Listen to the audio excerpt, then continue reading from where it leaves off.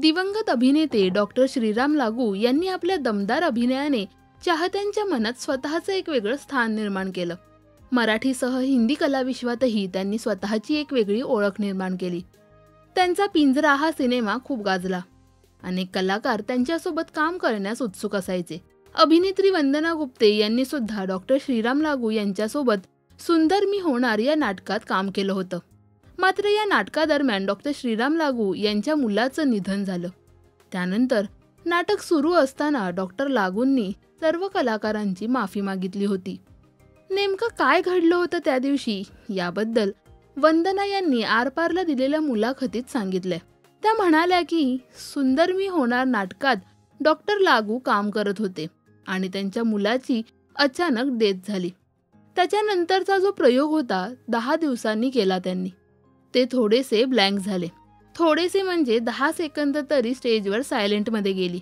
मात्र हा खूप मोठा ब्लॅक स्पॉट होतो ना, आणि सगळ्यांना कळत होतं काय झालंय. प्रेक्षकांना लक्षात आलं होतं. असं झालं होतं की आपल्या मुलाविषयीच बोलतायत ते, आणि नंतर मग कसं बसं सावरलं त्यांना. पण नंतर आम्हाला सगळ्यांना इंटरव्हलमध्ये त्यांनी एकत्र उभं केलं आणि साष्टांग नमस्कार घातला. डॉक्टर लागूंनी आम्हा सर्व कलाकारांना तेव्हा साष्टांग नमस्कार घातला. म्हणाले की माझ्या हातून अक्षम्य गुन्हा घडलाय. मी नाटकाच्या बाहेर कशाचा तरी विचार केला आणि ब्लँक झालो. मला माफ करा.